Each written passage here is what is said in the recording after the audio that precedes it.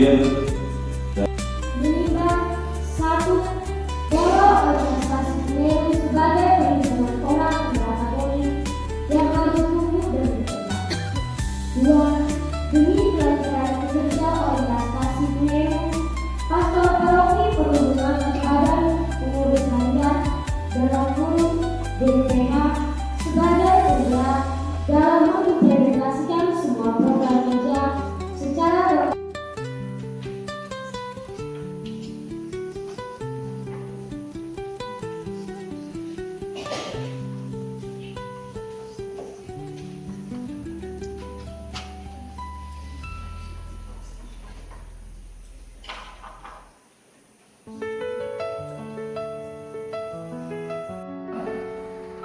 mereka beristimewa. Marilah kita berpikir kepada yang sungguh supaya kita sendirian dan di sana kita berdoa. Jadi, saudara-saudari, teman-teman yang jangan lupa bahwa doa itu menjadi kekuatan. Kalau mereka itu identik dengan hura-hura, justru istri hari ini mengingatkan diri sekali. Mari kita pergi ke tempat yang sunyi dan berdoa kita.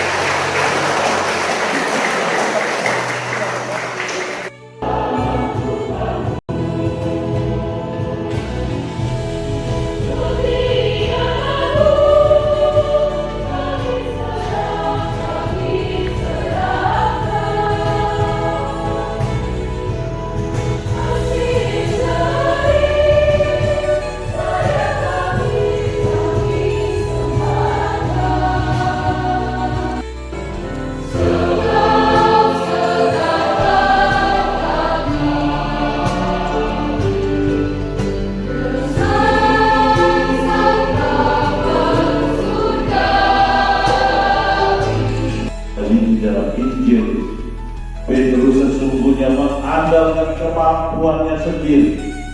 Mereka menebarkan jalan tetapi tidak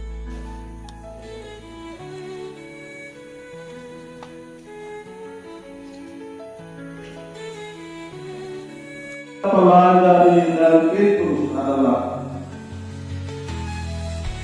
ketika dia bertobat dan mati. Tetapi karena kita dilantik, maka kita diteguhkan olehnya. Kita dipanggil, maka kita dikuatkan oleh Tuhan.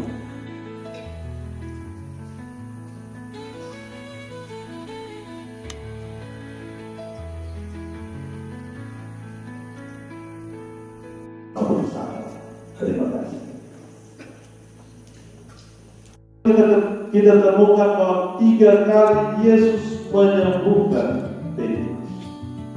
Setelah peristiwa kebangkitan, Yesus bertanya, apakah engkau mengasihi aku?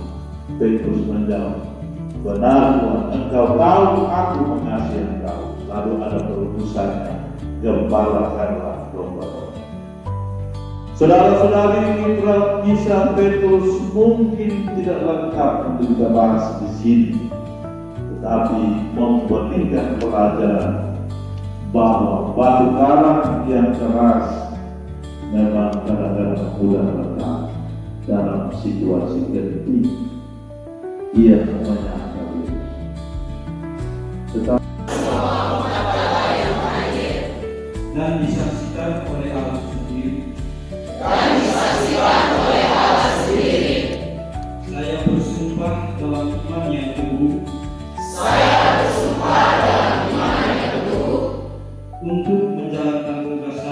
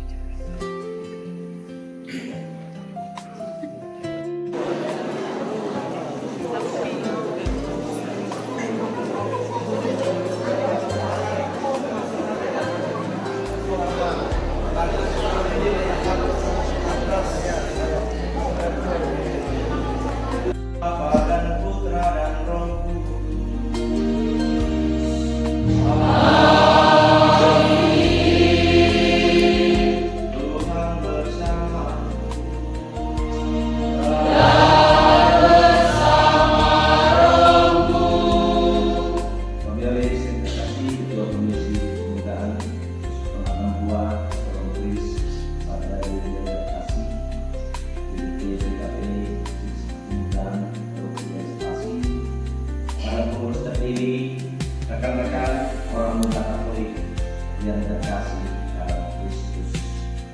Di dalam kesaksian Injil, Tuhan Yesus tidak hanya memanggil dengan suara, tapi memanggil dengan nama.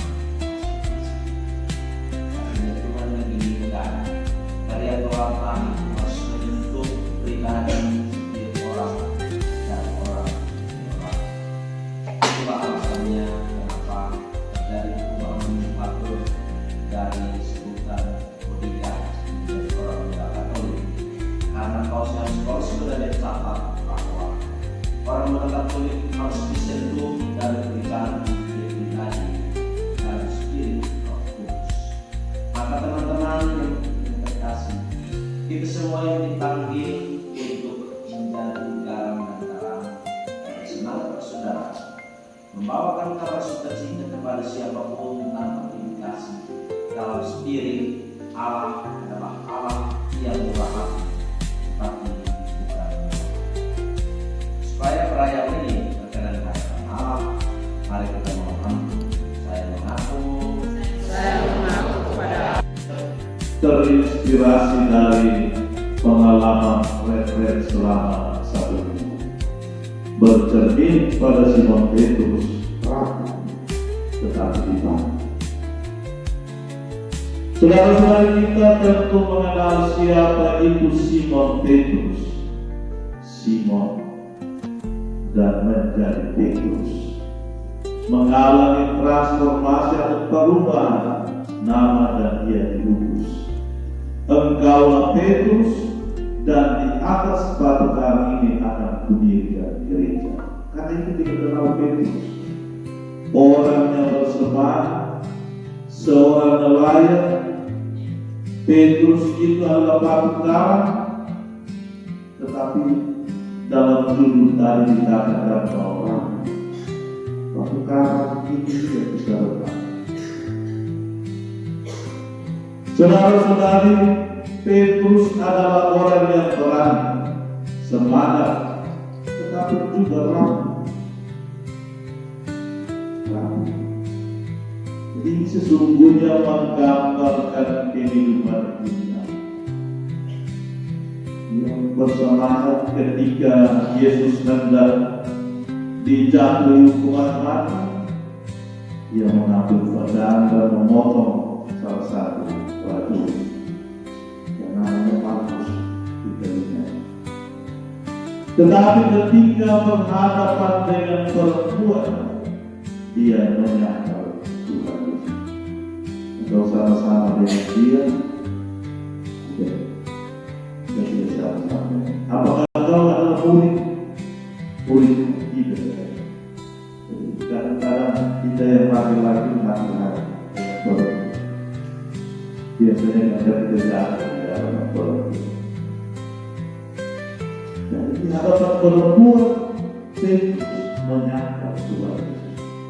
Romo Samuel Yoris Giri PR yang dilantik atas nama OMK Stasi Kuneru, Petrus RM Nayuti. Saksi-saksi pertama, Bapak Andreas Pereira. Yang kedua, Bapak Mikael Nahar.